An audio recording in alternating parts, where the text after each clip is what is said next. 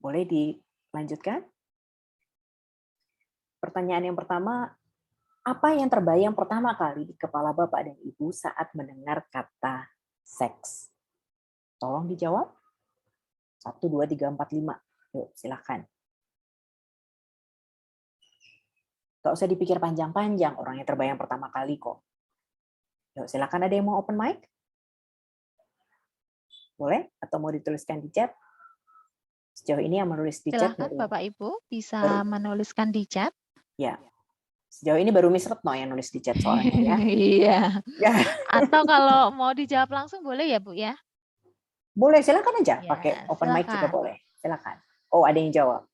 Jenis kelamin dan alat seksual manusia. Terima kasih. Apalagi? Tidak usah dipikir panjang-panjang, langsung spontan aja. Yang spontan muncul di kepala Bapak dan Ibu begitu mendengar seks. Gender, baik. Terima kasih. Lagi?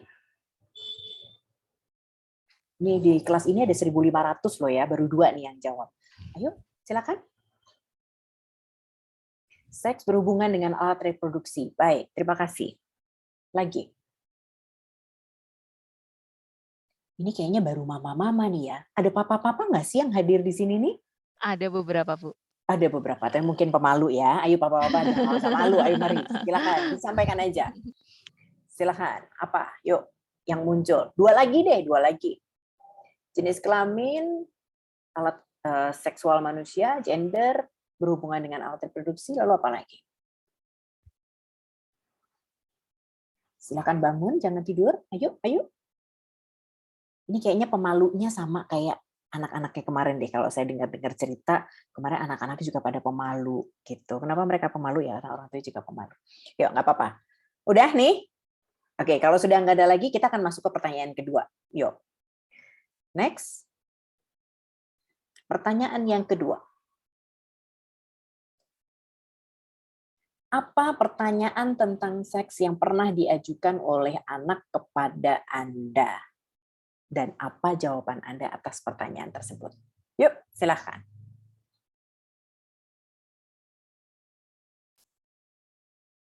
Jangan-jangan psikolognya ngerjain ya, kita mau tahu malah ditanya-tanya gitu.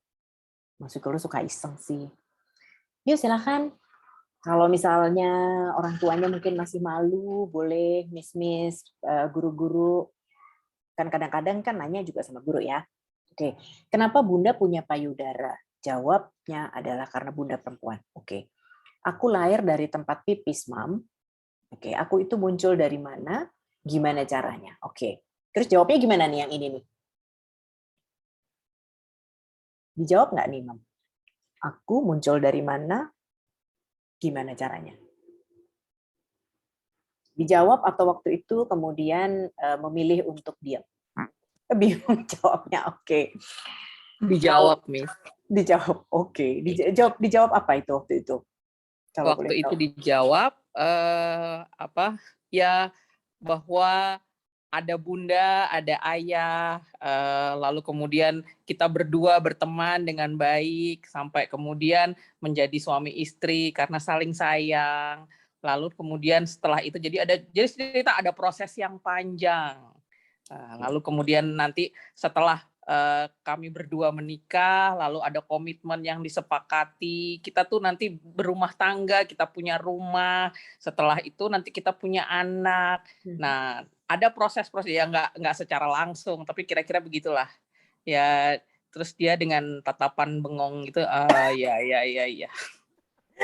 Tatapan bengong tuh tapi ngerti atau bingung ya kayaknya, gimana, Mam? Bingung mungkin ya. Tapi jawabannya luar biasa banget loh. Terima kasih. Ya, oke. Terima kasih. Kok alat pipis aku sama Mas beda? Oke, gimana caranya ada baby? Mama menjawab, when men and women bumps each other. Oke, kayak tadi jawabannya panjang ya. Tapi kenapa pakai hahaha? Kayaknya nggak yakin. Kenapa payudara kanan lebih besar dari yang kiri? How babies are made. Oke. Adakah lagi yang ditanyakan ketika kita mens? Apakah sakit seperti kita berdarah ketika terluka? Oke. Banyak rupanya ya pertanyaannya ya. Oke, baik. Nah, menurut Anda semua, Bapak dan Ibu, sebenarnya anak-anak tuh perlu nggak sih dibekali pendidikan seks? Kalau perlu kenapa? Kalau nggak perlu kenapa?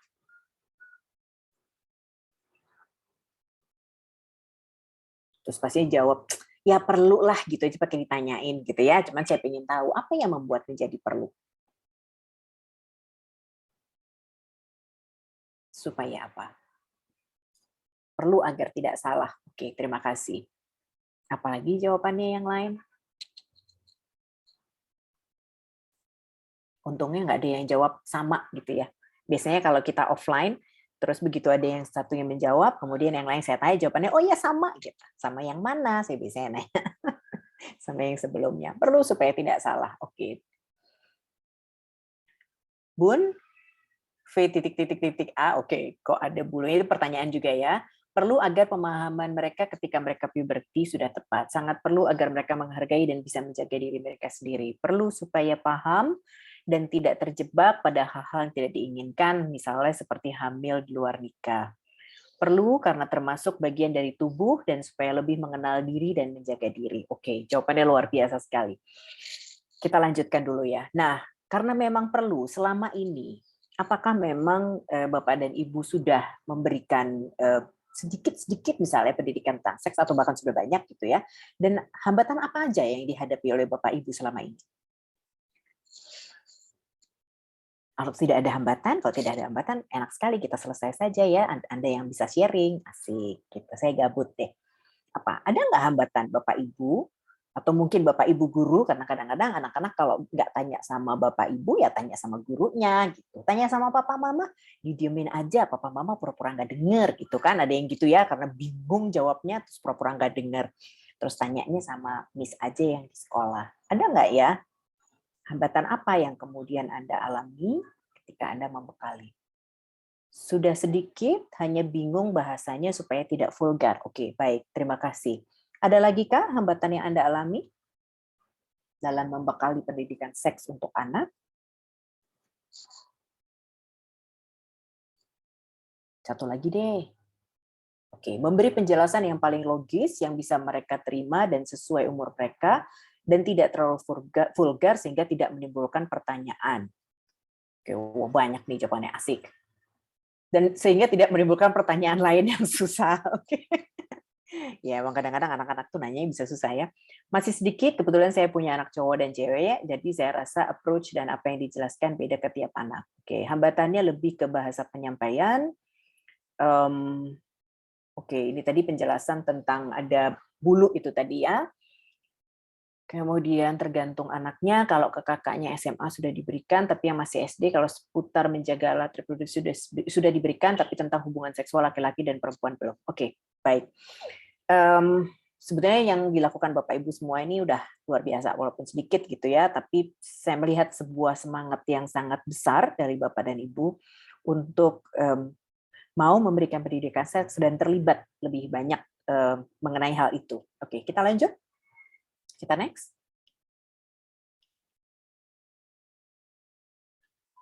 Nah, kalau tadi kemudian saya sempat tanya, apa yang terlintas pertama kali di kepala Bapak Ibu ketika kita bicara tentang seks? Saya mencoba untuk mengambil satu acuan aja, acuannya banyak sekali gitu ya. Salah satunya adalah saya ambil dari PKBI gitu, bahwa seks itu adalah perbedaan badani atau biologis perempuan dan laki-laki yang seringkali disebut dengan jenis kelamin. Dan kalau kita kemudian bicara seks, itu kita tidak akan pernah bisa lepas dari seksualitas. Gitu. Nah, kalau seksualitas itu lebih luas lagi, itu menyangkut berbagai dimensi yang sangat luas, yaitu dimensi biologis, sosial, psikologis, dan kultural. Terus ini kan konsep ya, terus pusing, ini maksudnya apa? Nanti kita akan jelaskan lebih lanjut. Next. Nah, yang menjadi dasar, yang perlu juga kita tekankan kepada anak-anak, bahwa seks itu adalah bagian dari hidup manusia yang normal dan alamiah. Kenapa ini perlu banget untuk ditekankan? Supaya bagi anak-anak, seks itu bukan menjadi sesuatu yang digunakan untuk bahan bercandaan, satu, tapi juga kita tidak perlu terlalu sangat takut untuk bicara tentang itu. Gitu. Kenapa? Karena itu bagian dari hal yang normal dan alamiah dari kita sebagai manusia. Gitu ya. Sehingga kita bisa bicara tentang seks, tapi memang tidak setiap waktu. Maksudnya gimana? Ekstrimnya gini. Boleh nggak saya bicara tentang seks gitu? Boleh nggak, Ma? Boleh nggak, Pak? Saya tanya. Oh, boleh banget gitu. Terus kemudian dia mulai bertanya dan Anda dengan sangat baik menjawab. Terus nanti ketika makan malam dia tanya lagi dia kebahas lagi soal seks. Kemudian ketika Anda pergi ngajak jalan-jalan ke kebun binatang, mengajak lagi bicara tentang itu. Ketika lagi arisan keluarga juga ngomong lagi tentang itu gitu ya. Maka itu berlebihan. Jadi artinya gini, kita boleh bicara tentang seks gitu, dan seperti juga hal-hal yang lain, ketika kita bicara itu kita harus berada dalam konteks yang tepat. Sehingga kalau memang kita mau bicara tentang seks, ayo aja kita diskusi gitu. Tapi kalau bahasanya orang Jawa tuh terus ora sak gon-gon gitu ya. Ora sak gon-gon, ora sak wayah-wayah. Jadi itu bagian dari kita mencoba untuk menempatkan seks itu pada porsinya juga. Kan sama ya, kita mau diskusi soal bola. Ya, pada saat memang kita mau diskusi soal bola, pada saat nonton bola kita diskusi soal bola. Tapi kan nggak kemudian setiap waktu kita bicara soal bola. Kira-kira gitu. Jadi untuk kita juga bisa menempatkan seks itu pada porsinya, maka kalau kita mau bicara tentang seks, ayo kita bicara. Tapi kita juga mesti melihat kita berada pada situasi dan konteks yang seperti apa. Gitu. Yuk kita next lagi. Nah, pendidikan seks itu dimulai dengan pengenalan alat kelamin sesuai dengan jenis kelamin masing-masing. Jadi disesuaikan dengan kalau laki-laki ya dari laki-laki dulu, kalau perempuan dari perempuan dulu. Gitu. Baru kemudian jenis kelamin yang lain. Terus apa saja yang harus dikenalkan, bentuknya seperti apa, kemudian namanya apa. Nah, terkait dengan nama ini kan ada banyak variasi ya, ada banyak variasi nama. Terus kita mesti pakai yang mana nih? Gitu. Kadang-kadang ada yang tanya gitu. Nah, terkait dengan nama itu saya menganjurkan untuk kita menggunakan nama yang standar ilmiah. Supaya apa? Itu bagian dari kita memperlihatkan kepada anak bahwa kita tidak make fun atas alat kelamin. Jadi kalau kita ngomong vagina, kita bilang vagina. Kalau ngomong penis, penis. Bukan yang kemudian burung lah atau apalah atau apa. Nanti dia bingung ya, ini ada burung yang di sini, ada burung yang di sana, bedanya apa nih? Gitu. Satu bisa terbang, satu nggak bisa terbang. Kan malah bingung ya gitu. Jadi benar-benar kita sesuai dengan konteks aja gitu. Kalau memang kita mau bicara tentang seks, ayo gitu. Dalam tataran apa? Dalam tataran ilmiah aja nggak apa-apa. Sehingga kalau kita bicara bentuk, kita bicara nama, kita bicara kegunaannya apa, itu semua dalam konteks ilmiah. Gitu kalau tadi yang nanya, terus gimana ya bahasanya misalnya. Dan kita kalau perlu kita pakai gambar boleh, nggak apa-apa.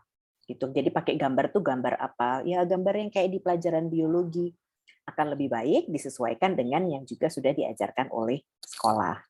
Supaya apa? Supaya sesuai dengan tahap-tahap perkembangannya anak-anak, supaya sesuai dengan kemampuan pemahamannya mereka juga. Kalau gambarnya terlalu complicated, mereka juga akan terlalu pusing. Gitu. Terus termasuk juga kemudian kita mengajarkan kepada mereka tentang bagaimana cara menjaga kebersihan alat kelaminnya mereka.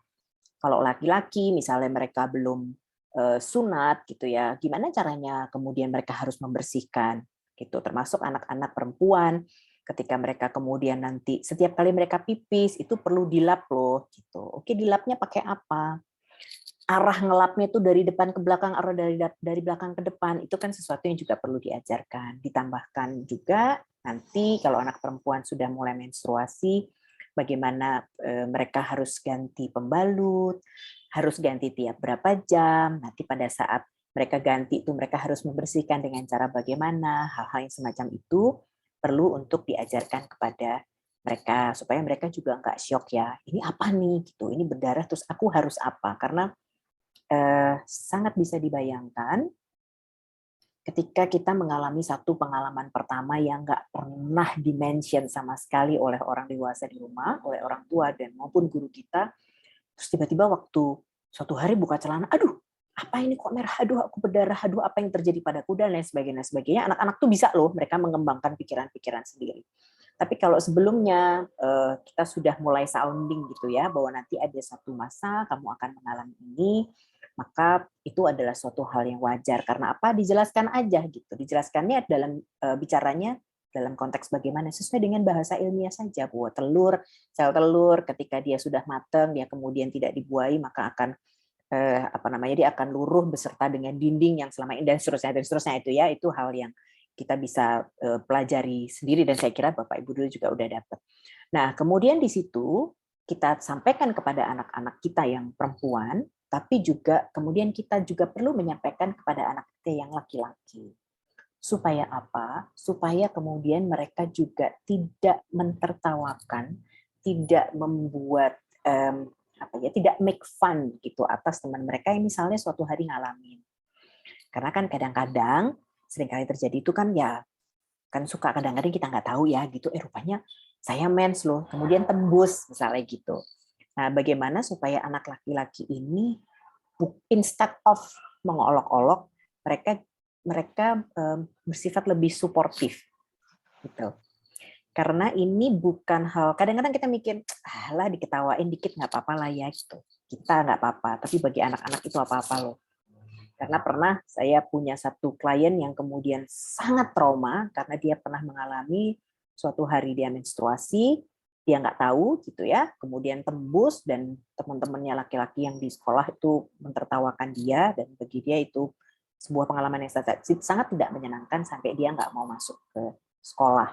Nah, artinya kenapa kita perlu mengajarkan ini? Satu, basicnya adalah supaya mereka mengenal diri mereka sendiri, saya itu laki-laki atau perempuan, kalau saya perempuan saya punya apa, bagaimana saya cara saya ngejaga, kalau saya laki-laki juga begitu, sama, dan kemudian bagaimana kita sebagai laki-laki maupun perempuan, kita saling respect dengan apa yang saya punya, dengan apa yang kamu punya. Itu yang jadi dasarnya gitu ya, sehingga nanti ke depannya kita bisa punya anak-anak yang bisa saling menghargai satu sama lain, sesama jenis maupun dengan lawan jenis. Itu tujuan utamanya sebetulnya itu. Oke, next. Nah, kalau kita bicara peran gender, ini sebetulnya masuk tentang seksualitas. Ya, seksualitas ini menjadi bagian dari pendidikan seks sebetulnya. Nah, sekarang saya kepingin untuk Bapak Ibu lagi-lagi menjawab pertanyaan. Pertanyaan yang pertama adalah, apa beda antara laki-laki dan perempuan? Ayo silahkan dijawab. Silahkan dijawab, dituliskan. Tuliskan boleh, open mic boleh. Apa beda laki-laki dan perempuan? Kelamin, oke. Apa lagi?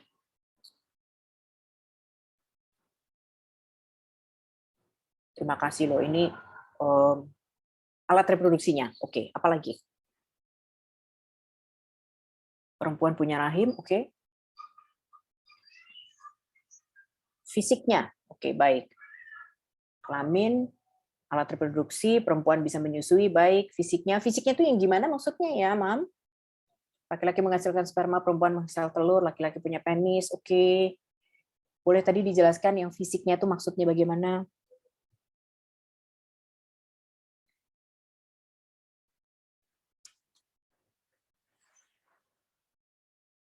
Perempuan punya payudara yang bisa menyusui, oke, baik. Lanjut lagi, adakah lagi yang lain? Perbedaan antara laki-laki dan perempuan itu apa ya? Adakah mungkin yang laki-laki lebih gimana, perempuan lebih gimana misalnya?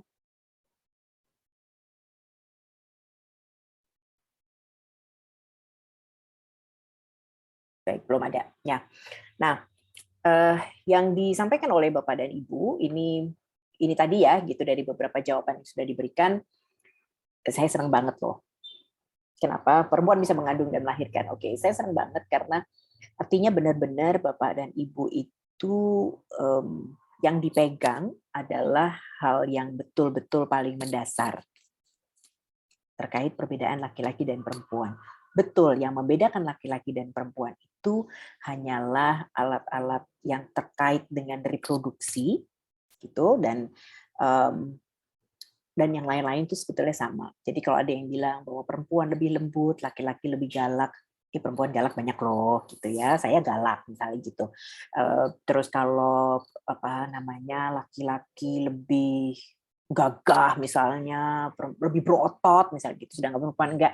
Perempuan yang ikutan itu nge-gym dan bodybuilding itu juga berotot loh ya. Gitu. Jadi artinya ada banyak loh ada pekerjaan-pekerjaan di jalan misalnya gitu ya, bikin jalan itu laki-laki.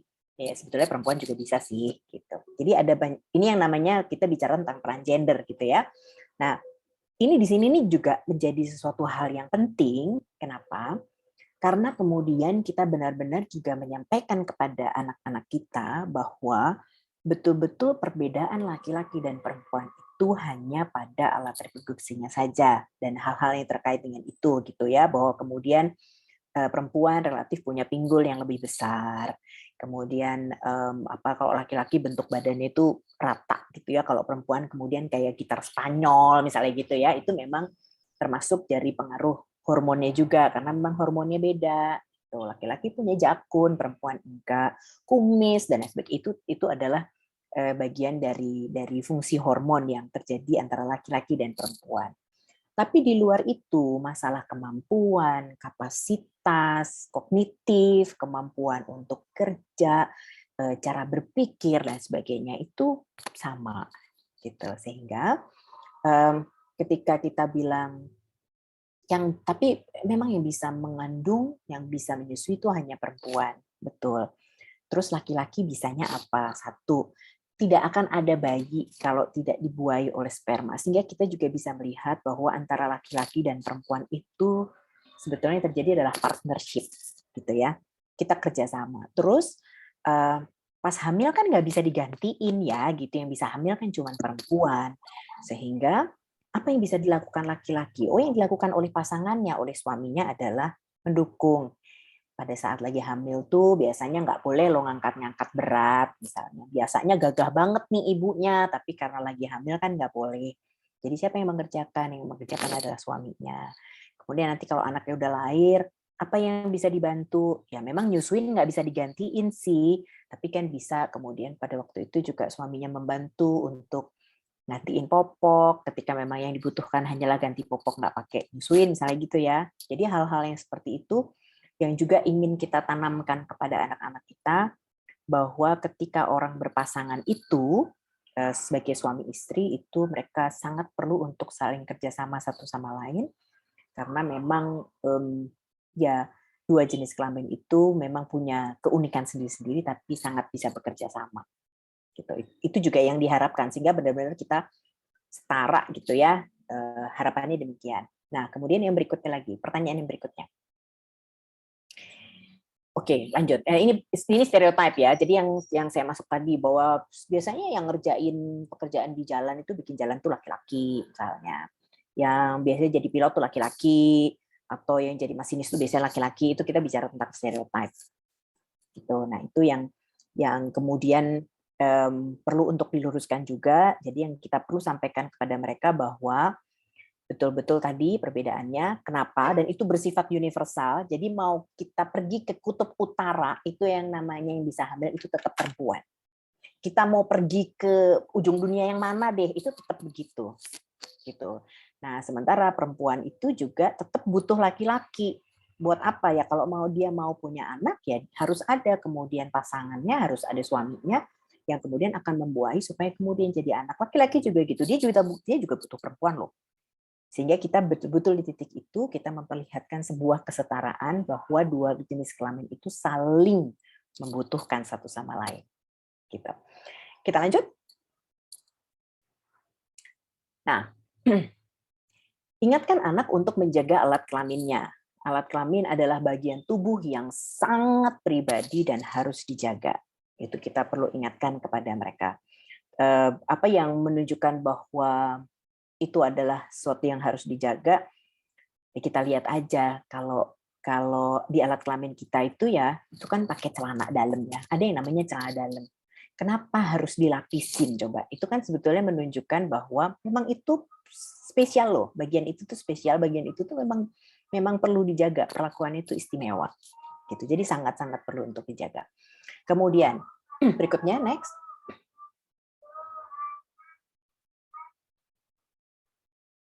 Tidak ada satu orang pun yang boleh memegang atau menyentuh tubuh dan anggota tubuh anak kita tanpa izin. Itu kita sampaikan kepada dia.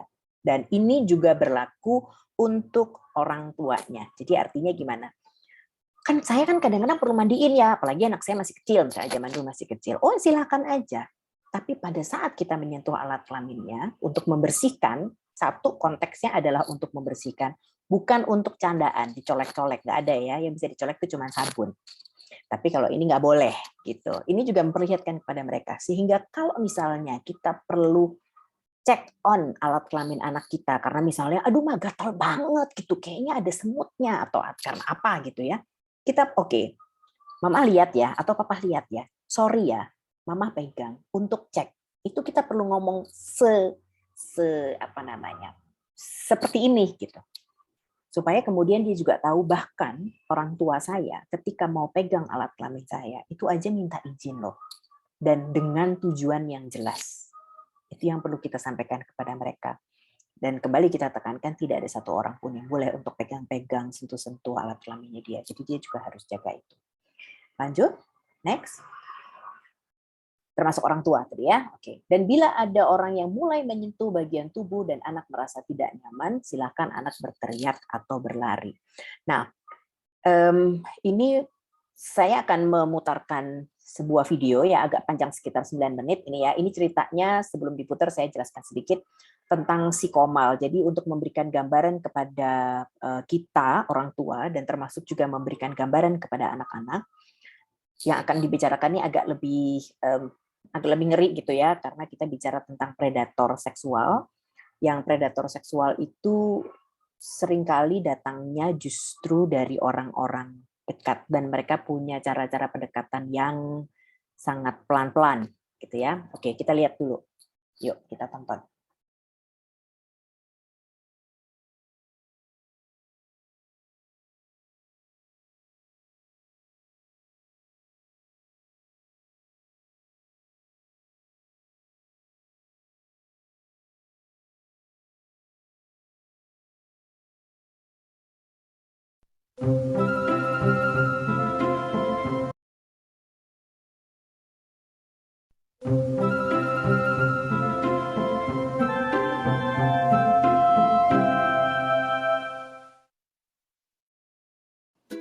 Komal, bisnis sudah datang. Ayo berangkat. Ini aku, Komal. Umurku 9 tahun. Aku sangat suka sekolah. Beberapa temanku kadang-kadang nakal. Aku sih kadang-kadang juga nakal.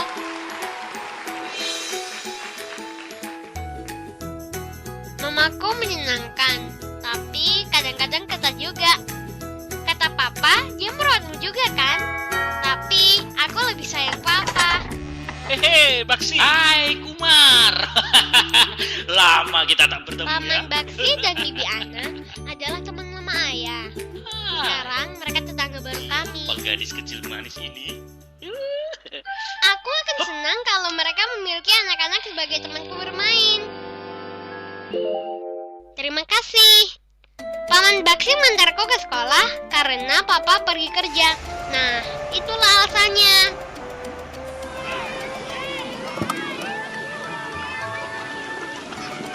Paman sangat baik. Bibi orangnya sangat sibuk. Rumah mereka bagus dan penuh dengan barang-barang yang menarik. Wah, unicorn! Enggak apa-apa. Kamu boleh beritahu Mama. Paman yang beri. Kalau kamu berani bilang Mama. Papa jarang main denganku, tapi Paman Baksi begitu menyenangkan. Di mana gadis kecilku? Ciku-ciku, anak manis. Mana ya? Iya, tertangkap.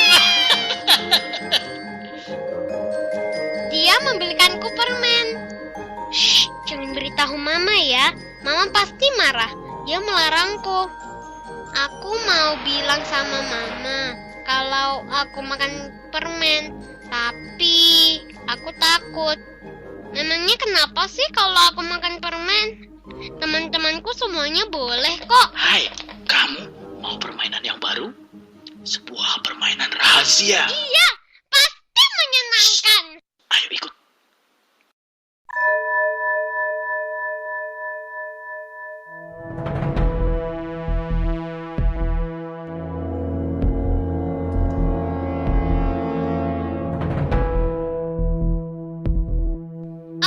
Apa yang kamu lakukan, Paman?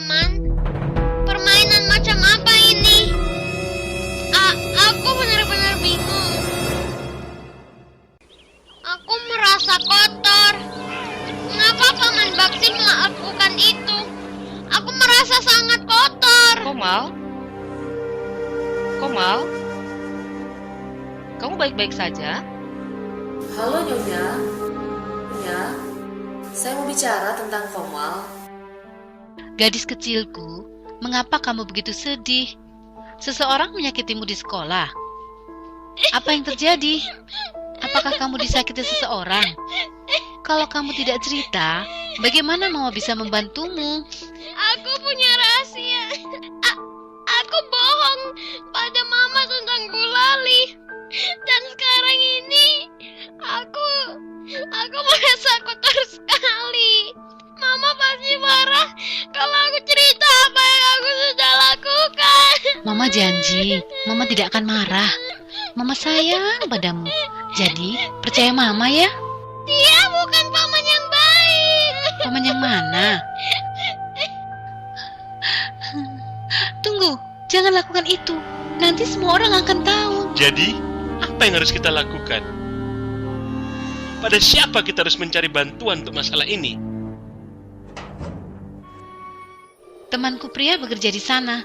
Mereka membantu untuk mengurus anak-anak.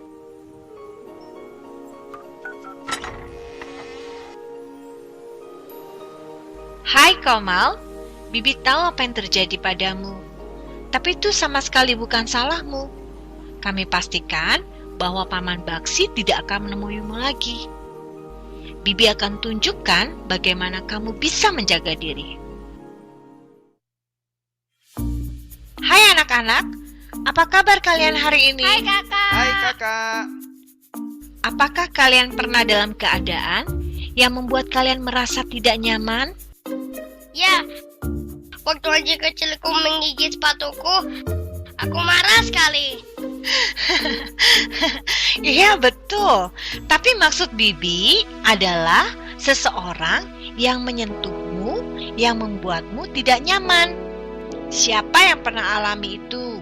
Kalau ada yang begitu, apa yang harus kalian lakukan? Atau kalau ada orang menyentuhmu dengan cara yang salah? Bibi kasih contoh. Kita mempunyai 4 daerah pribadi di tubuh kita yang tidak boleh disentuh oleh orang lain. Kamu juga tidak boleh sentuh bagian ini di tubuh orang lain. Mulut, dada, bagian di antara kaki, dan pantat. Ini semua adalah bagian pribadimu. Hanya orang yang paling dekat denganmu, seperti mamamu yang boleh lihat dan sentuh bagian pribadi kamu. Coba katakan, waktu Mama peluk kamu sepulang sekolah, bagaimana rasanya? Kadang-kadang Mama bau sayuran. Yak. Rasanya nyaman bukan? Ya, tentu saja. Ibumu mungkin menyentuhmu dalam 4 zona waktu memandikanmu. Atau kadang dokter memeriksa pada bagian pribadimu dengan ditemani mama dan papa. Sentuhan ini membuatmu bersih dan sehat. Jika orang yang peduli dan sayang menyentuh kita, itu namanya sentuhan aman. Selain itu, tidak boleh ada orang lain yang menyentuh bagian pribadi itu. Itu salah. Itu akan membuatmu merasa malu, jijik, tidak nyaman, dan kesal. Jika seseorang menunjukkan film atau gambar tidak senonoh, atau memaksamu melepaskan baju, memegang bagian telarangmu, atau punya mereka di depanmu, itu salah. Itu semua tidak aman untukmu. Kita menyebutnya sentuhan berbahaya. Beberapa orang sengaja melakukannya, walau mengetahui hal itu bisa melukaimu. Jadi apa yang harus kita lakukan jika seseorang menyentuh bagian terlarang itu? Kamu harus berteriak, jangan, dan lari minta tolong pada orang yang bisa kamu percaya dan beritahu mereka. Siapa mereka? Menurut kamu siapa? Anjing peliharaanku. Ya, kamu bisa beritahu anjingmu, tapi apa dia bisa mengerti? Apa dia bisa membantumu? Aku percaya Mama. Jadi, Jika ada yang menyentuhmu pada bagian yang terlarang itu dan membuatmu merasa risih, kamu harus beritahu orang yang bisa dipercaya. Yakinkan orang itu sampai dia mendengarkanmu. Dengan memberitahu orang yang bisa dipercaya, papa atau mamamu, kamu bisa menghindari terulangnya kejadian yang buruk kepadamu atau anak yang lain. Kamu juga harus tahu nomor telepon Komisi Perlindungan Anak. Telepon mereka dan minta bantuan orang yang bisa dipercaya untuk datang membantu. Ingatlah, jika orang menyentuhmu dengan tidak senonoh, itu bukan kesalahanmu. Itu kesalahan orang itu. Jangan takut untuk menceritakan hal itu. Jika seseorang menyakitimu, laporkan. Halo, Jangan khawatir, kamu aman sekarang. Beritahuku apa yang terjadi. Ingatlah, jika kamu atau temanmu terjebak dalam situasi seperti ini, ada pertolongan untuk kamu. Telepon dan minta bantuan orang yang bisa dipercaya untuk datang dan membantu.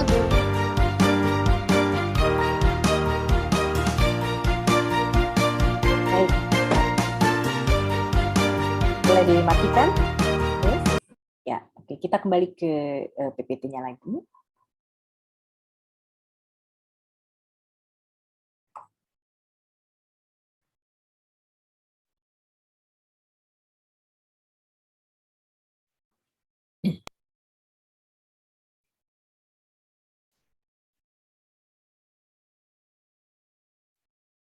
Baik, kita next setelah slide ini.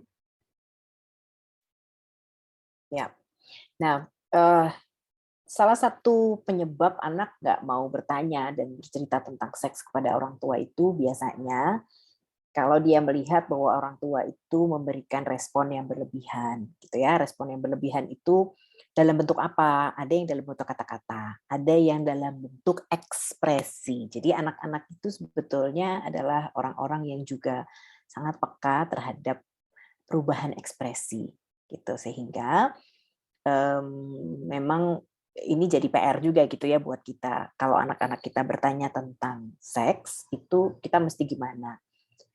Pertama sih saya akan bilang tarik nafas panjang dulu aja gitu. Apalagi kalau pertanyaannya itu sesuatu yang sangat tidak kita duga dalam momen yang juga sangat tidak kita perhitungkan gitu ya. Yang pertama silakan tarik nafas panjang dulu dan kemudian kalau memang situasinya memungkinkan silakan dijawab. Dengan catatan juga pada saat itu Anda punya kemampuan untuk menjawab. Tapi kalau memang pada saat itu sedemikian syoknya kita sehingga belum bisa menjawab, belum bisa menyusun kata-kata atau nggak tahu mesti jawab apa, Anda boleh phone a friend sebetulnya ya. Tapi pada saat itu apa yang perlu kita sampaikan kepada anak-anak, kita akan bilang, oke, mama atau papa akan jawab. Tapi boleh nggak ntar dulu gitu ya. Ini mama lagi mikir kata-kata yang kira-kira bisa membuat apa kamu paham gitu dengan penjelasan dari mama. Boleh menggunakan alasan itu atau aduh pertanyaan kamu susah juga ya. Nanti coba deh mama cari tahu dulu, nanti setelah itu mama akan jawab. Catatan pentingnya adalah itu kan nanti kita tunda ya. Yang menjadi catatan pentingnya adalah kalau memang kita tunda, jangan ditunda kemudian dilupakan dan seneng gitu. Oh, anaknya udah nggak inget kok gitu. Tapi kalau memang kita udah janji untuk jawab, by the time kita udah dapet jawabannya, jawab ya, karena itu penting banget gitu. Kenapa? Karena selain supaya kita bisa memberikan jawaban yang benar gitu kepada anak-anak kita, yang kedua kita juga bicara tentang integritas kita gitu, supaya anak-anak kita kemudian percaya, oh kalau mama papa bilang akan jawab, tapi nanti dulu mereka akan jawab gitu. Jadi mereka tidak kemudian melihat papa mamanya sebagai orang yang kalau kata bahasa Jawa itu senengannya endo gitu ya, endowati gitu ya, kabur. Kalau bisa nggak jawab, kalau bisa nggak dikerjain gitu. Bilangnya entar ternyata nggak dikerjain. Nah itu kan hal-hal yang anak-anak juga pelan-pelan akan pelajari. Nah ini juga menjadi satu hal yang penting. Kalau tidak bisa menjawab, silakan ditunda nggak apa-apa. Tapi kemudian juga tetap pada saatnya kita harus memberikan jawaban kepada anak-anak, gitu ya. Oke, next. Nah, saat anak kita bertanya tentang seks, seperti tadi saya sampaikan, usahakan menjaga raut wajah tetap wajar, gitu ya. Ada yang kadang-kadang begitu ditanya terus, hah, gitu ya. apa namanya, yang namanya alis langsung berkerut gitu, terus atau kemudian menarik badan sambil memicingkan mata atau dan berbagai macam ada yang kemudian hah, ada yang begitu atau berbagai macam jenis ekspresi yang lain. Nah, ini juga perlu belajar sih gitu karena memang kita kan bukan aktor ya, kita bukan artis ya. Jadi kita juga perlu belajar. Yang terpenting yang juga kita tanamkan dalam diri kita adalah bahwa anak-anak itu bisa saja sewaktu-waktu bertanya tentang hal-hal yang di luar bayangan kita. Jadi be prepare aja gitu, dan kalau mereka nanya, katakanlah nggak punya jawabannya juga nggak apa-apa, tapi kita akan carikan jawabannya supaya kemudian kita juga santai aja gitu, tidak yang terintimidasi harus banget jawab saat itu, enggak gitu, nggak apa-apa. Yang penting itu tadi kan, kita juga mesti building trust ke anak-anak kita. Kalau nggak tahu nggak apa-apa, nanti coba mama tanyain dulu gitu, mama papa cari tahu dulu gitu, kira-kira itu apa ya, kita juga belum pernah dengar. Atau mungkin kalau anaknya juga udah Anda berdua udah cukup dekat gitu, bisa juga coba deh kita cari informasi sama-sama ya soal itu gitu, sambil googling misalnya, dan sekaligus pada saat itu juga memperlihatkan kepada anak-anak bahwa seringkali informasi yang ada di Google itu nggak tepat loh gitu. Itu kalau posisinya anak-anak kita udah lebih dewasa dan kita juga udah punya koneksi yang dekat gitu ya dengan anak-anak, sehingga kita sekaligus bisa mengingatkan. Karena kembali memang anak-anak itu kan kalau mereka nggak tanya sama orang tuanya apa yang akan mereka lakukan, mereka akan tanya sama teman-temannya, gitu kan ya. Nah teman-temannya itu loh kan ya seumur toh, itu mereka tuh apa ya, terus jawabannya pasti valid kan ya, belum tentu gitu. Teman-temannya dapat dari mana ya, mereka tanya-tanya yang lain atau mereka coba googling. Hari gini sangat bisa kita googling. Yang menjadi masalah adalah kalau kita cari di Google itu informasinya sangat beragam. Mulai dari informasi yang sampah, yang sangat-sangat salah, yang isinya cuma mitos-mitos belaka, ada informasi yang setengah benar, gitu, seperempat benar, ada yang memang itu betul. Nah, perlu kita sampaikan kepada anak-anak. Bisa sih kamu googling, tapi yang kamu belum punya kemampuan, kamu punya ya kemampuan untuk googling ya, tinggal ketik, kuncinya akan keluar. Tapi yang belum kamu punya adalah kemampuan untuk membedakan mana informasi yang benar, mana yang setengah benar, mana yang sampah. Itu yang perlu kita ingatkan sama mereka. Jadi apa perlunya kamu nanya sama papa mama atau tanya sama guru di sekolah supaya kamu benar-benar dapat informasi yang tepat. Bukan cuma hoax, bukan cuma bohong-bohong, tapi benar tepat. Itu yang perlu kita tekankan juga kepada mereka. Dan juga kalau kita punya memang punya hawa suka ngobrol dan terbuka, cukup open mind sama anak-anak, itu juga akan membuat mereka untuk nggak ngumpet-ngumpet. Jadi kenapa sih zaman dulu tuh orang terus senang ngumpet-ngumpet membahas tentang seks tuh ambil bisik-bisik sama dia. Kenapa ya? Karena memang kita zaman dulu kita gitu ya. Saya zaman itu bicara tentang seks itu bukan suatu hal yang wajar. Itu pendidikan seks nggak ada gitu ya di sekolah. Hari-hari sekarang ini udah sangat luar biasa banget. Anak-anak juga diberikan pendidikan tentang seks dan orang tua pun demikian. Jadi zaman dulu itu juga bukan orang tuanya yang jahat karena tidak mengajarkan kepada anak-anak tentang pendidikan seks, tapi karena memang juga nggak tahu kan ya, nggak ada ide gitu gimana sih caranya ngajarin, sehingga mereka juga tidak ngajarin. Nah kalau sekarang kita udah tahu kan kita mestinya lebih baik lah ya daripada orang tua kita zaman dulu. Oke, next. Nah, saat anak kita bertanya tentang seks, kemudian biasanya yang perlu untuk kita cari tahu itu kita nanya balik sama mereka. Tanyanya itu nadanya biasa aja. Itu, kamu dengar itu dari mana? Atau sejauh yang kamu pernah dengar soal itu nggak? Kalau menurut kamu sendiri itu apa sih? Gitu. Untuk apa? Untuk kita tahu aja dia baseline-nya ada di mana. Itu satu.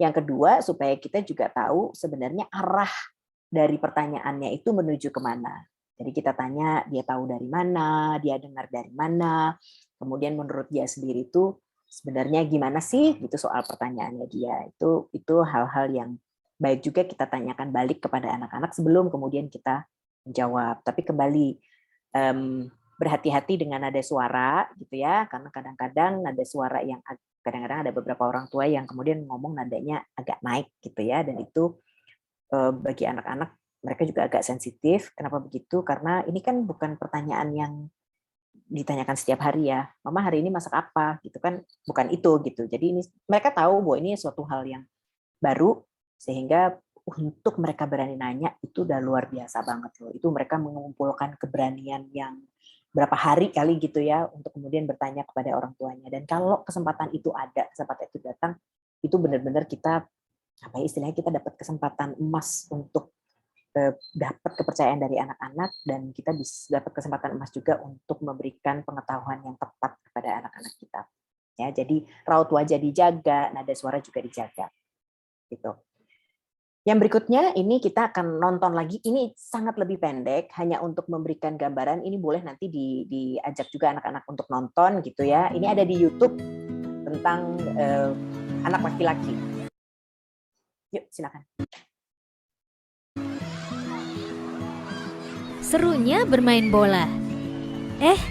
Ada siapa itu? Ada orang mau kasih bola baru buat Aksa. Wah, Aksa pingin sekali. Anak pintar, jangan ikut dengan orang lain ke tempat sepi ya.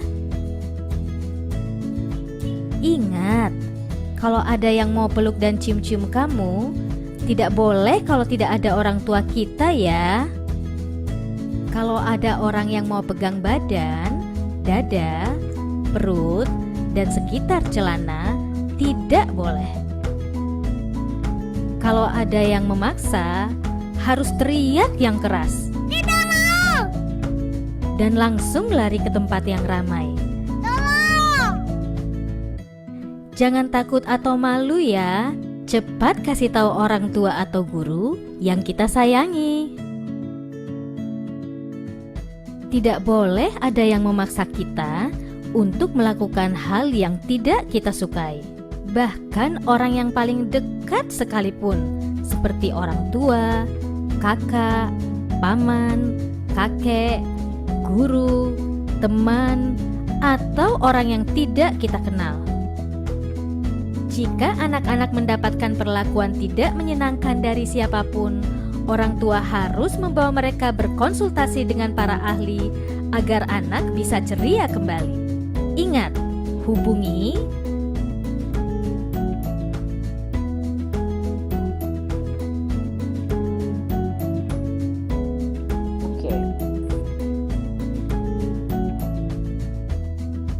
Ini versi singkat dari yang tadi ya, gitu. Dan sebenarnya hanya ingin memperlihatkan bahwa yang namanya predator itu mereka mendekatinya dengan berbagai macam cara. Ada dua versi sebenarnya, satu untuk laki-laki, satu untuk perempuan. Kalau yang laki-laki yang diberikan ilustrasi di sini tuh ngasih bola, kalau perempuan ngasih permen atau apapun iming-imingnya, itu yang perlu kita sampaikan kepada anak-anak untuk mereka hati-hati, gitu ya. Hari gini memang predatornya ada beragam dan mereka bisa dari mana aja, gitu. Jadi sebetulnya tidak untuk mengajak orang tua dan anak-anak jadi paranoid, enggak, jangan ya, please, bukan itu, tapi membuat anak-anak dan orang tua menjadi lebih waspada, lebih hati-hati supaya mereka bisa jaga diri, gitu. Oke, kita next. Habis. Oke, itu yang bisa saya sampaikan. Saya kembalikan kepada Miss Ika kalau misalnya ada yang mau Terima tanya-tanya. kasih Bu Nesi atas pemaparannya ya. Saya jadi teringat mungkin nggak cuma masanya Bu Nesi saja, tapi masa saya gitu ya. Pertama kali saya dapat mens, saya juga kaget gitu dulu. Bahkan sampai gemeteran apa yang terjadi pada saya gitu, karena ibu saya nggak ngajarin gitu. Bukan karena apa ya, tapi karena memang nggak ngerti kalau itu memang harus disampaikan gitu. Dan ternyata itu kayak jadi sesuatu yang sebenarnya perlu kita siapkan untuk anak-anak kita gitu. Itu mungkin dari hal sepele. Dari hal yang lain mungkin ada mungkin Bapak atau Ibu di sini yang memiliki pengalaman atau memiliki rasa penasaran gimana sih sebenarnya mendampingi anak, khususnya untuk ngobrolin tentang sex education ini. Mungkin bisa mulai dari saya dulu ya Bu Nesi. Boleh, silakan. Bapak Ibu bisa di-drop di chat ya pertanyaannya, monggo. Saya penasaran Bu. Tadi ada banyak basic things yang kita bisa paparkan ke anak kita. Sebenarnya ada nggak sih tahapan kita mulai dari ini kan kita mulai dari anak umur 6 gitu ya, Bu.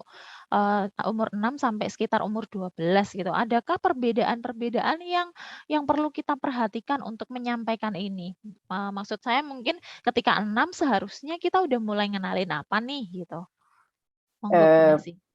Patokannya yang banget-banget itu sebetulnya nggak ada sih ya. Jadi kita sambil lihat anak kita aja. Ya, mereka kalau kita terangin itu terus raut wajahnya gimana. Kalau kira-kira memang sudah agak bingung, ya stop gitu ya. Karena yang paling tahu kan orang tuanya. Ada anak yang manggut-manggut karena ngerti, ada yang manggut-manggut yang ya udahlah biarin aja gitu kan. Ada juga yang ekspresinya begitu ya. Itu yang perlu kita Betul. lihat gitu. Heeh, Nah, kemudian juga artinya apakah terus mau sampai seberapa dan bagaimana itu sebenarnya kita bisa belajar dari pelajaran IPA gitu ya. Ini sebenarnya yang udah diajarkan kepada anak-anak tuh sampai sejauh mana. Nah, kalau pertanyaannya advance gitu, seperti tadi ada yang nanya, itu aku tuh datangnya dari mana misalnya gitu ya. Tadi yang disampaikan oleh siapa tadi ya Mam yang luar biasa tadi itu tuh bagus banget jawabannya ya, dan akan sangat baik juga kalau dijelaskannya pelan-pelan gitu. Dan by the time kita menjelaskan kemudian dia tampak sulit untuk memahami, kita boleh loh untuk stop. Terus kita bilang gimana? Kamu udah ngerti? Belum, aku bingung. Oke, bagian mananya yang kamu bingung? Misalnya gitu ya. Terus dan boleh juga kemudian kita tunda. Kalau misalnya kemudian dia udah mengalami udah mulai kebingungan gitu, kita akan bilang, oke, ini berarti kamu sampai sini dulu kita ngobrolnya. Nanti kalau kamu udah lebih besar gitu, kita akan lanjutin obrolan ini. Gitu ya. Nah, nanti seiring dengan itu boleh kamu nanya lagi. Nanti kalau yang sekarang kan udah nih ya, cukup ini dulu. Nanti berikutnya berapa tahun lagi, mungkin setahun lagi atau 2 tahun lagi, mungkin 6 bulan lagi kamu pengen tanya lagi, nggak apa-apa tanya lagi. Silakan aja. Tapi kalau sekarang ini, kalau mama paksain ngajarin kamu sekarang, nerangin kamu sekarang ini juga, kayaknya kamu juga susah ngertinya ya, ntar kamu malah kepikiran deh. Gak apa-apa, kita tunda. Nanti juga Iya, besok betul. pasti diterangin lagi. Dengan catatan tuh tadi, kalau kita bilang tunda, tetap harus dijawab. Balik ya, Tetap harus, soalnya iya, karena kita harus kepercayaan tenang. kita yang harus dibangun Betul, di situ ya betul. Bu ya. Nah, kadang-kadang muncul pertanyaannya tuh simple. Kalau pengalaman pribadi saya gitu ya, anak saya kan anak saya dua laki-laki, yang satu 17 tahun, satu 15 tahun kalau sekarang ya. Tapi ini adalah pertanyaan ketika mereka dulu masih TK. Ketika mereka dulu masih TK, itu kadang-kadang sama papahnya itu diajak mandi bareng gitu karena mereka cowok-cowok. Terus si anak-anak ini bertanya kepada saya, Bu, kenapa ya penisnya aku sama penisnya Bapak itu beda ukurannya? Gitu. Oke, saya tarik napas panjang dulu, terus saya bilang, karena gini, saya bilang waktu itu, penis itu adalah bagian dari organ tubuh kita. Sama halnya seperti organ tubuh kita yang lain. Tangan, kaki, jari, saya bilang kepala gitu kan ya. Nah, sekarang ini kamu kan umurnya baru, saya lupa, 5 tahun apa 6 tahun. Gitu. Sehingga semua ukuran organ tubuhmu menyesuaikan dengan usiamu. Gitu. Bayangkan kalau badannya kayak kamu, penisnya kayak Bapak. Saya bilang gitu. Ngeri kan? Saya bilang. Jadi nanti seiring dengan berjalannya waktu, itu juga akan membesar. Jadi kalau kamu melihat kemudian penismu juga semakin lama semakin besar, itu sesuai dengan perkembanganmu. Gitu. Kamu memang akan tumbuh, kamu akan semakin tinggi. Jadi kita memang betul-betul mengemasnya itu dalam kemasan bicara yang biasa aja. Biasa aja, ya. Gitu. Tapi ngomongin, aduh ini Misika lagi nih, ngomongin tentang mandi itu Bu, Ya. itu kira-kira sampai kapan sih anak-anak kita boleh mandi bareng? Ya sebenarnya cuma di awal-awal aja ya, 3 tahun, 4 tahun. Terus biasanya mereka sendiri juga udah nggak nyaman kok. Oke. Dan Itu biasanya mereka bersama, akan soal. kalau laki-laki bersama papa, kalau perempuan bersama mama atau bagaimana? Ya, dengan jenis kelamin yang sama. Dengan jenis kelamin yang sama. Nanti seiring dia semakin besar dia juga udah nggak mau juga ya. Iya. Gitu. Oke, monggo Bapak Ibu apabila memiliki pertanyaan bisa dituliskan di chat boleh atau open mic pun juga boleh. Silahkan bisa raise hand dulu ya kalau mau open mic. Monggo. Mumpung ada Bu Nesi di sini, kalau ada penasaran Adakah? Kalau nggak ada, saya mau cerita lagi nih. Saya suka cerita. Ada nggak yang mau nanya? Boleh, Kalau Bu. nggak, saya mau cerita lagi nih. Iya, boleh Bu Nesi. Monggo. Jadi gini, ini kembali pengalaman, kalau ini pengalaman saya sebagai mamah-mamah gitu ya, pengalaman saya sebagai ibu-ibu. Suatu hari itu anak saya nanya, ini untuk memperlihatkan kepada kita semua bahwa anak-anak itu bisa dapat informasi dari mana saja. Itu yang satu. Yang kedua, bahwa kita itu nggak bisa membuat anak kita itu steril dari dari macam-macam yang aneh-aneh di dunia ini. Terus apa yang bisa kita lakukan? Yang bisa kita lakukan adalah membekali mereka dengan informasi yang benar, sehingga nantinya mereka yang harus memfilter. Itu yang kita berikan kepada mereka. Nah, ceritanya bagaimana? Jadi suatu hari itu waktu itu anak saya udah yang gede SMP, yang kecil SD, gitu ya, kelas 6 kalau nggak salah. Waktu itu saya secara rutin memang sebelum pandemi itu mengajak mereka berenang. Terus siang-siang suatu hari si anak saya yang kecil itu nanya sama saya, Bu, gitu. Pada saat saya sedang setrika nih ya, jadi memang aktivitas yang sangat tidak terduga sama sekali. Saya sedang setrika, terus anak saya nanya, Bu, coli itu apa sih, Bu? Oke. Ya, kemudian saya tanya, kamu, coli yuk, dia bilang, Bu, coli yuk itu apa sih? Coli yuk, saya bilang, coli yuk itu apa ya? Saya masih nggak kebayang coli yuk apa ya? Bentar. Kamu lihat atau dengar? Saya bilang, oh, aku baca, dia bilang. Oke, baca di mana? Baca di kamar mandi kolam renang. Ah, oke. Tulisannya gimana? Saya tanya, tulisannya coli yuk gitu. Disambung, saya bilang gitu. Oh, enggak, dipisah, Bu. Oh, oke. Ya. Jadi gini, terus kemudian saya menjelaskan dengan bahasa yang sambil setrika ya, bayangkan sambil setrika, terus kemudian saya jelaskan. Jadi gini, coli itu sebetulnya bukan bahasa ilmiah, saya bilang. Bahasa ilmiahnya itu adalah onani atau masturbasi. Onani itu apa? Masturbasi itu apa? Onani atau masturbasi itu adalah aktivitas orang megang-megang alat kelaminnya sendiri sampai kemudian dia mendapatkan kepuasan seksual. Bingung nggak sih? Saya bilang, agak-agak. Dia bilang, ya memang ini agak membingungkan, ini agak advance. Saya biasanya suka membahasakan gitu. Tapi ini saya udah kasih keterangan sama kamu ya. Kalau kamu nggak ngerti nggak apa-apa, karena ini memang sebetulnya kamu belum waktunya tahu. Tapi karena kamu udah nanya, saya jelasin. Kalau sekarang belum ngerti nggak apa-apa. Besok lagi kita bahas. Tapi jawabannya gitu. Saya bilang gitu. Terus, tapi saya juga bilang, di kamar mandi kolam renang ditulis, iya loh Bu, itu ada di semua kamar mandi, kata dia gitu. Ah, oke. Slow juga ya orangnya ya, ke kamar mandi kok bawa bolpen, saya gitu. Iya Bu, kurang kerjaan ya Bu ya, dan sebagainya gitu. Jadi akhirnya kembali seperti itu. Jadi kita memang membawa konteksnya itu ke konteks yang ngobrol biasa gitu ya, membawa dalam konteks yang wajar, bahkan di pertanyaan-pertanyaan yang seperti ini gitu. Dan kadang-kadang ada beberapa orang tua yang nggak tahu, saking mungkin alim banget gitu ya zaman dulu sampai nggak tahu coli itu apa gitu. Dan kalau nggak tahu gimana, ya nggak usah dijawab dulu gitu, cari tahu dulu, phone a friend dulu gitu, nggak apa-apa gitu. Gitu, Miss. Iya, bisa diajarin Bu saya gimana cara ngobrol gitu ya. Asik sekali sepertinya jadi anaknya Ibu ya. Oke. Ya tapi saya cerewet loh, saya juga demanding loh sebagai emak-emak biasa lah. Iya, apalagi sambil nyetrika ya. Oke, monggo Bapak Ibu, adakah juga yang punya pengalaman lucu atau yang membuat penasaran? Bisa ditanyakan kepada Bu Nesi. Bu, kalau misalkan nih, mungkin ada ya beberapa dari kami di sini yang masih sama anak-anak usia kelas 1 atau mungkin usia TK, orang tua dengan usia TK gitu, anak kami masih tidur sama kami. Gitu. Kemudian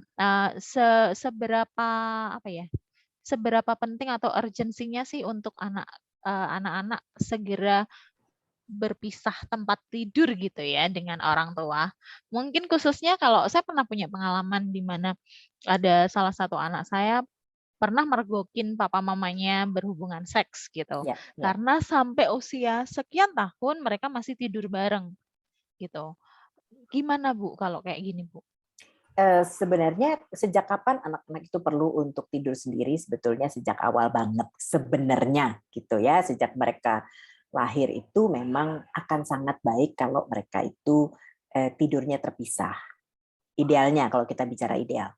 Cuman kadang-kadang kan kalau lagi nyusuin kamarnya beda, mana lagi habis capek melahirkan, ya ampun Betul. jalan pengen tidur kan gitu ya. Itu kan Iya. manusiawi banget gitu. Sehingga ya udahlah si anak ini tidurnya bareng aja sama kita misalnya. Oke. Kalau masih bayi itu oke lah ya, mereka juga nggak tahu misalnya bapak ibunya berhubungan intim, nggak mereka belum tahu gitu, belum bisa paham. Kalau masih bayi 1 bulan 2 bulan mereka belum ngerti.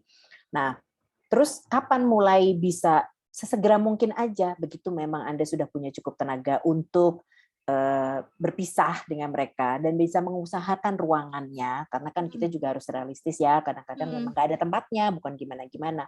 Kalau memang segera mungkin kita bisa mengupayakan untuk mereka pisah tempat tidur dari kita, pisah kamar, itu akan lebih baik. Nah, yang diperlukan adalah yang perlu kita yakinkan kepada mereka, walaupun mereka kamarnya beda, tapi papa dan mama itu akan selalu siap kalau mereka butuh sesuatu. Itu yang perlu diyakinkan. Sehingga si anak juga jadi berani. Terus caranya gimana? Misalnya, ini salah satu cara aja. Misalnya, kalau mereka butuh sesuatu, itu kita pasang bel gitu ya di kamar mereka. Kita pasang bel. Terus jadi kalau mereka butuh sesuatu malam-malam, mereka mimpi buruk kah, atau mereka pingin pipis, atau mereka apa gitu, mereka pencet bel. Gitu. Dan bel itu akan bunyi nyambungnya ke kamar kita, jangan ke rumah tetangga ya, gitu kamar kita, sehingga kita langsung segera bangun, segera menghampiri mereka. Jangan Dan segera bangun ya. Nah, itu kuncinya juga. Segera bangun, segera nyamperin. Supaya apa? Supaya kemudian nih asosiasinya tercipta nih antara saya butuh, saya ngebel, orang tua saya datang. Itu namanya Dan juga aman meskipun tidur betul. sendirian. Ya, jadi mereka juga tetap punya trust sama kita. Bukan yang Allah bilangnya segera datang, saya ngebel kapan, datangnya kapan. Itu kan anak-anak itu juga disuruh percaya, gimana percaya kan? Itu kan masuk akal banget kalau anak-anak gitu ya. Jadi itu yang juga jadi kunci sebenarnya. Iya, oke. Ini Mama, Papa. Oke. Apakah ada pertanyaan atau komen atau mungkin ada cerita? Atau bisa di private ke saya atau Miss Retno, nanti kami sembunyikan namanya, Pak, Bu. Gak apa-apa lo nanya aja. Atau Miss Retno punya pertanyaan? Boleh di direct message ya Bapak dan Ibu. Jika tidak berkenan untuk di publik pertanyaannya, boleh di direct message juga. Silakan. Ini nggak pada tidur kan ya? Jangan-jangan tidur nih. Iya, jam-jam rawan ya. Jam-jam rawan. Oh ya diceritani terus Bu. Iya, monggo Bu Wulan. Oke, silakan tuh. Silakan. Terima kasih, Miss. Saya bundanya Ibe, Miss. Grade 2 Muria. Gini, saya mau tanya sama Bu Nesi tentang anak perempuan ini. Ya. Kebetulan anak-anak saya dari bukan early ages sih, cuman beberapa waktu ke belakang sudah paham tentang apa itu menstruasi. Gara-gara waktu itu saya tembus gitu, terus saya bercerita bahwa saya menstruasi. Kemudian waktu itu saya juga pernah merasakan sakit ketika menstruasi itu, dan mereka bertanya, terus akhirnya punya kesempatan untuk menjelaskan itu secara permukaan aja gitu. Nah, yang mau saya tanyakan ini, dan tadi dari cerita dari Bu Nesi juga, anak perempuan saya ini taunya mens itu keluarnya dari anus. Gitu. Jadi berarti Bunda itu BAB-nya darah gitu kan. Nah, waktu itu kan saya mikirnya adalah apakah saya harus sudah menjelaskan 3 lubang bagian bawah perempuan itu apa saja gitu kan. Waktu itu apakah sudah saatnya, dan waktu itu saya mengambil keputusan mungkin belum saatnya, karena saya harus menceritakan secara detail ini vagina, ini anus, ini apa gitu kan. Terus waktu itu saya bilang ya kurang lebihnya seperti itu, intinya bagian bawah yang berdarah saya gitu. Nah, saya setelah mendengarkan ini sepertinya saya merasa salah dengan keputusan saya. Nah, Bisa itu direvisi kok, tenang Oh, aja, bisa ya, direvisi kok. makanya itu. Nah, itu kira-kira misalnya gitu kan, karena dari sepupu-sepupunya juga mereka sudah kayak membahas apa itu mens gitu ya. Nah, itu apakah kayak sudah saatnya misalnya saya terangkan bahwa itu sebenarnya bukan dari anus sih, tapi itu dari vagina bla bla bla gitu. Apakah tidak terlalu cepat? Nah, dipikir usia anak saya baru 7 tahun besok. Nah, tahun ini baru 8 gitu. Terima kasih begitu. Ya. Terima kasih. Sebenarnya nggak apa-apa hanya memberikan gambaran aja gitu ya, sehingga mereka tahu bahwa kalau perempuan itu ada 3 lubang, ada lubang kencing, ada lubang vagina, sama lubang anus gitu. Nah, terus kegunaannya masing-masing apa? Oh ya, masing-masing yang jelas kalau kamu pipis keluarnya dari lubang kencing. Nah, kalau kemudian menstruasi keluarnya dari vagina.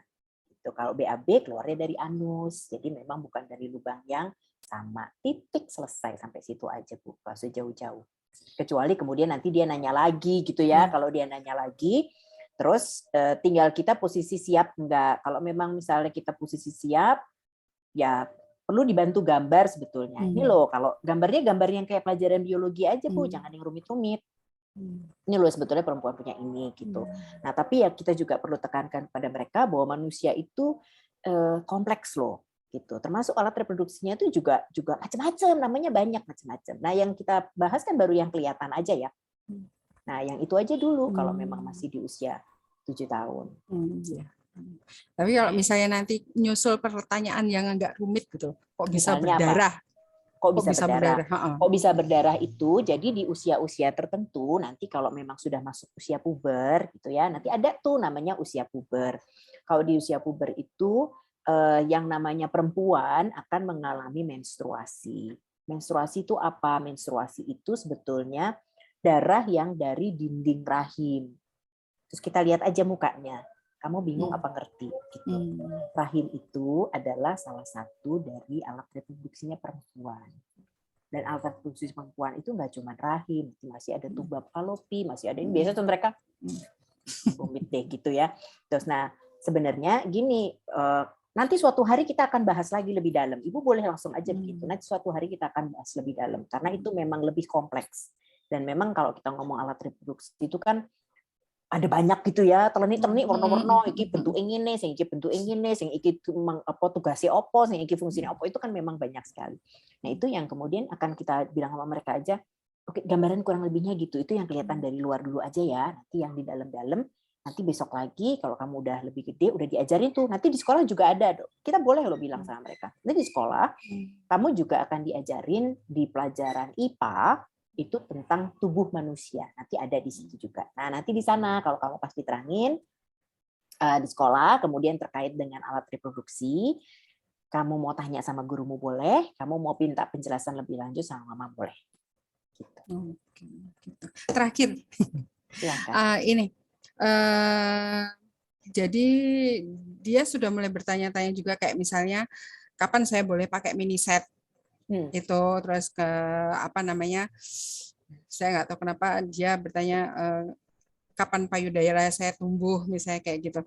Nah, semacam itu pertanyaan-pertanyaan semacam itu apakah terlalu cepat untuk anak seusia 7 tahun? Ya, kalau kan udah ditanyain, berarti kan bukan kecepetan ya, udah terlanjur Udah tanya tahu. gimana dong, gitu. Tinggal penjelasannya aja tetap Oke. jangan yang rumit-rumit. Jadi misalnya kapan saya boleh pakai mini set? Gini. Kapan payudara saya tumbuh? Gini loh, payudara tumbuh itu bagian dari proses kamu yang menjadi dewasa, menjadi besar. Ya. Terus kapan itu akan terjadi? Yang namanya orang usia puber itu kan kita hanya bicara range ya. Kapan dia akan mengalami mens pertama itu kan setiap anak beda-beda. Itu juga kita perlu bilang sama dia. Nah, sekarang ini tubuh kamu tuh lagi mempersiapkan. Sampai pada satu masa nanti kemudian kamu akan mulai mens. Nah, pada saat kemudian kamu mulai menstruasi itu, pada saat itu juga kemudian payudaramu akan semakin tumbuh, semakin besar. Nah, nanti kapan pakai mini setnya ya? Nanti dilihat kalau memang ukurannya memang sudah sampai pada titik yang kamu perlu pakai mini set, ya nanti mama akan beliin mini set. Gitu. Udah, jangan rumit-rumit Bu, sampai situ aja. Terima kasih Bu Nancy. Sama-sama. Ya, ada lagi nih Bu Nesi. Kakak adik cewek cowok Bu Nesi Ya. masih tidur bersama di satu kamar gitu. Usia berapa sih baiknya mereka pisah kamar atau boleh-boleh aja? Sebenarnya dari awal tetap harusnya udah dipisah aja kalau beda jenis kelamin. Kalau keterbatasan kamar mungkin apakah perlu ada pengertian-pengertian yang perlu disampaikan Bu? Ada pengertian-pengertian tetap yang sebetulnya sama kayak yang tadi ya, tentang bagaimana laki-laki dan perempuan perbedaannya dan lain sebagainya gitu. Dan sebetulnya juga akan kita bisa menjelaskan sama mereka sebetulnya lebih baik kalau kita itu tidurnya terpisah-pisah. Karena memang kamu laki-laki dan kamu perempuan gitu ya, kamu akan nanti berada pada tahap perkembangan yang berbeda. Tapi kalau masih sekarang ya udahlah, juga ruangannya kita belum ada kan ya. Dan kita juga sebetulnya kan bisa bilang kalau kamu di kamar sendiri kan akan lebih asik, tanggung jawabnya sendiri-sendiri. Kita bicara tentang hal yang berbeda, Bob. Kan kamar itu kan tanggung jawab sendiri-sendiri ya. Kamu kan belajar untuk tanggung jawab. Kalau sekarang kamu yang bersihin, adik yang ngotorin. Ntar terus kadang-kadang ya aku udah bersihin nih, adik tuh yang ngotorin, nah gitu kan. Nanti kalau kamu punya kamar sendiri, kamu punya tanggung jawab sendiri-sendiri. Jadi kita juga bicara tentang hal yang lain juga, tidak hanya semata-mata bicara tentang seks aja, gitu. Tapi tetap kita akan kembali ke itu tadi bahwa kamu laki-laki dan kamu perempuan, Betul. kamu dalam terkait dengan alat reproduksi itu kalian beda, tapi itu artinya kalian Harus jaga perlu masing-masing. untuk saling jaga dan saling respect satu sama lain. Ya, ada sharing yang disampaikan melalui chat. Saya bacakan ya, Bu. Ya boleh, monggo. Ya, anak saya sejak TK sudah menanyakan hal how baby are made, Ya. how baby are born.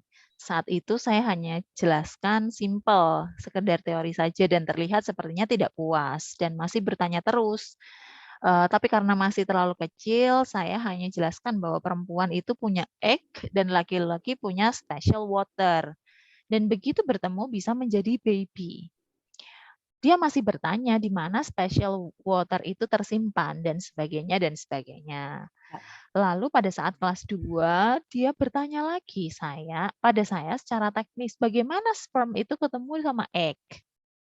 Through what activity? Dan bertanya apakah itu seks, Mom?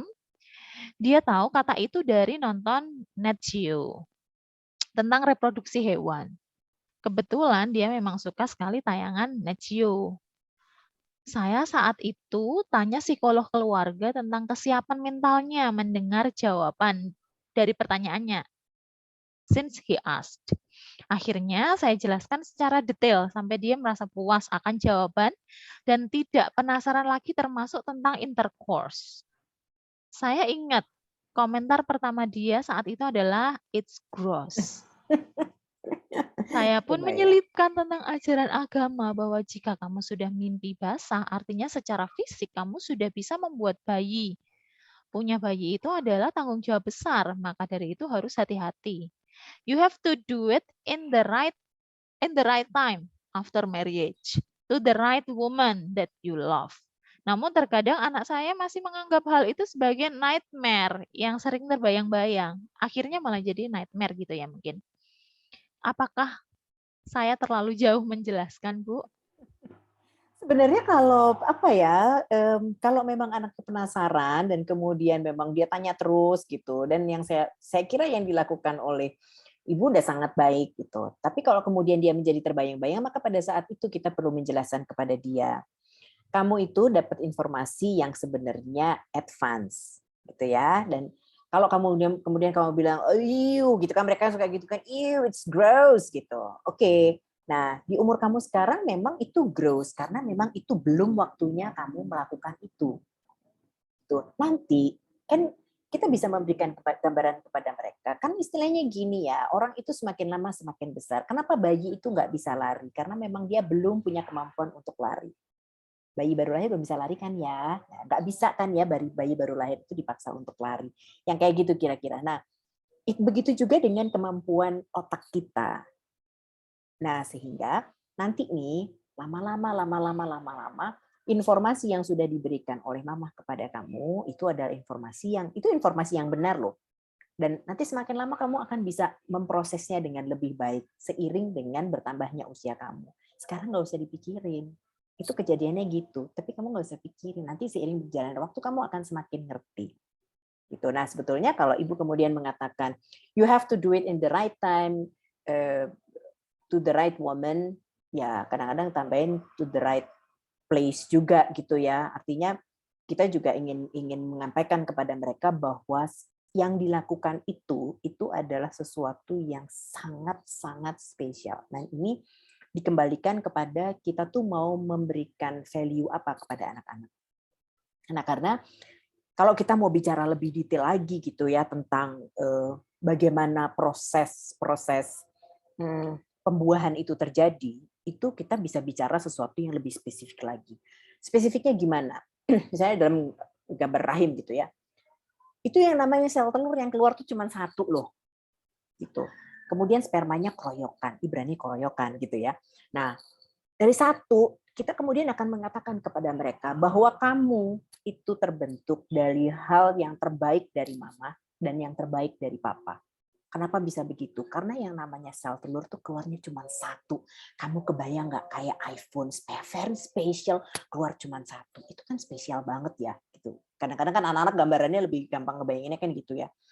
Cuma satu dan kemudian itu hanya bisa terbentuk dari satu sperma. Satu sperma yang sekian juta itu ada championnya satu, juaranya satu, dan dia itu yang juara banget. Dia yang kemudian bisa nyampe gitu ya ke sel telurnya. Nah, by the time itu masuk, itu kan ada banyak sebetulnya ilustrasi kalau anak-anak udah lebih gede ya. By the time kemudian yang namanya kepala sperma itu menembus dindingnya si sel telur.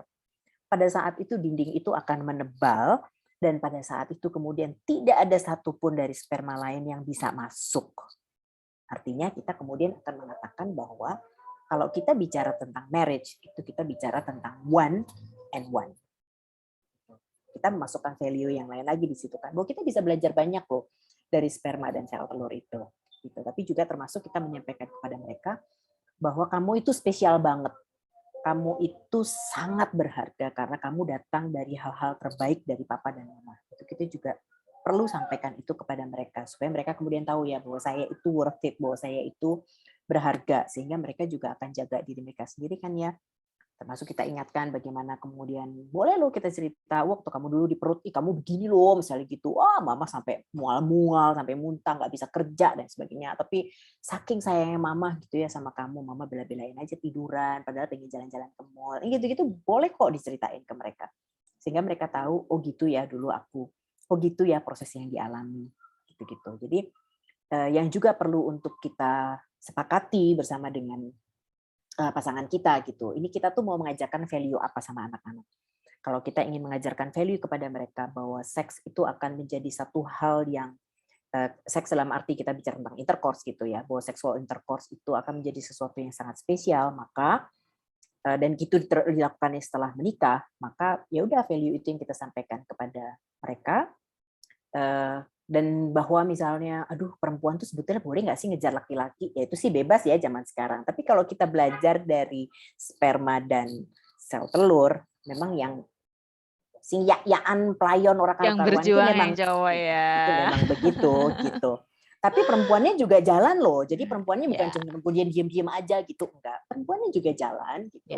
Tapi memang mereka yang struggle dengan berbagai macam cara itu untuk sampai. Betul. Iya, ini mungkin menarik sekali ya Bu, bagaimana ternyata pendidikan seks itu juga ngajarin ke kita, orang tua dan juga anak, value di mana kamu itu sangat berharga, kamu itu specially made gitu ya. One and one gitu, enggak kemudian ketika ngomongin seksual itu jadi sesuatu yang tadi bisa buat make fun gitu. Enggak, ini sesuatu yang spesial dan memang kita semua perlu tahu itu gitu. Oke, masih ada waktu Bapak Ibu jika masih ada pertanyaan, monggo. Apakah ada? Oke, Jika sudah tidak ada pertanyaan, Bapak Ibu, mungkin dari Bu Nesi, Bu, satu hal yang bisa menyemangati kita sebagai orang tua ketika menghadapi banyak pertanyaan dari anak-anak. Kira-kira satu kalimat aja Bu Nesi, mungkin buat kita Satu kalimat semangat. nggak bisa, jadi panjang nih. Saya biasanya Satu saya paragraf cerewet. boleh, Bu. Monggo Bu Nesi. Oke, sebetulnya satu hal bahwa kita tuh sebagai orang tua kan selalu berproses juga ya. Jadi kita juga selalu belajar. Jadi kayak tadi Bu Wulan kemudian, waduh kayaknya salah deh gitu. Nggak apa-apa kalau kita sadar bahwa kita salah, nggak apa-apa, masih bisa dibenerin gitu, masih bisa direvisi. Dan di titik ini artinya kita juga memperlihatkan kepada anak-anak kita bahwa sebagai orang tua itu juga bukan berarti kemudian nggak pernah salah. Bahwa yang namanya papa mama itu juga manusia, gitu bisa bikin salah, tapi juga kemudian bisa mencoba untuk memperbaiki. Sehingga spirit itu yang sebetulnya jauh lebih penting gitu bagi anak-anak. Bahwa oke, papa mama itu memang luar biasa, awesome, my hero dan sebagainya. Oke, ya gitu. Tapi we are still human being loh ya. Gitu. Kami juga normal, kami juga bikin salah. Dan kalau memang ada suatu hal yang salah, ya then we have to say sorry kan sama mereka ya. Sorry kemarin rupanya mama salah atau papa salah atau ada informasi yang salah, itu boleh banget kita revisi. Gitu sehingga kalau anak-anak kita mengatakan, "Ya, kayaknya mama kemarin ngomongnya gak gitu deh." gitu. Terus ya oke, sorry berarti yang mama sampaikan kemarin salah. Itu juga nggak apa-apa. Jadi jangan takut bikin salah, gitu nggak apa-apa, salah itu oke, salah itu baik, nggak masalah. Yang penting kemudian kita masih terus juga berproses, kita terus juga belajar, dan semakin hari kita akan semakin baik dan harapannya kita bisa semakin dekat sama anak. Iya, terima kasih Bu Nesi atas waktunya bersama kami, parents dari Yogyakarta Montessori Elementary School. Sekali lagi ada pesan dari Miss Retno, monggo Bapak Ibu bisa mengisi link daftar hadir yang sudah disampaikan di chat. Lalu sebelum kami menutup, saya ada harapan ya Bapak Ibu bahwa diskusi kita pada siang hari ini bersama Bu Nesi tadi ngomongin tentang papa, mama, as a team. Kami juga berharap parents juga bersama-sama dengan school nanti kita bisa menjadi tim yang baik juga untuk mengajarkan sex education untuk anak kita sehingga anak-anak kita boleh tumbuh menjadi anak-anak yang sehat secara mentally khususnya untuk menghadapi sexual issue gitu ya, sexual issue gitu mungkin ya. Oke, kita akan segera menutup acara kita pada sore hari ini dengan bersama-sama berdoa. Berdoa menurut agama dan kepercayaan masing-masing, kami persilahkan. Berdoa selesai, sebelum live Bapak Ibu bisa kami minta tolong untuk buka kamera sejenak. Kami butuh dokumentasi Bapak Ibu. Untuk acara sore hari ini, monggo bisa buka kamera sejenak saja, kita foto bersama sebentar ya. Oke. Halo. Ya. Selamat Hai, berjumpa ya. 3 kali ya Bapak Ibu. Ya. 1, 2, 3. Ya. Lalu sekali lagi. 1, 2, 3. Ya, terakhir 1, 2, 3. Oke, terima kasih Bapak Ibu atas partisipasi kedatangannya pada acara Sex Education for Parents hari ini. Kami atas nama Yogyakarta Montessori Elementary School mohon maaf kalau banyak kesalahan, ada hal-hal yang tidak berkenan di hati Bapak Ibu. Sampai jumpa di event berikutnya. Terima kasih Bu Nesi Sampai ya. jumpa. Terima kasih juga. Sampai ketemu. Terima kasih. Bye-bye. Hugs for Mama ya. Bye. Goodbye. Bye-bye. Ya, Mama Calvin.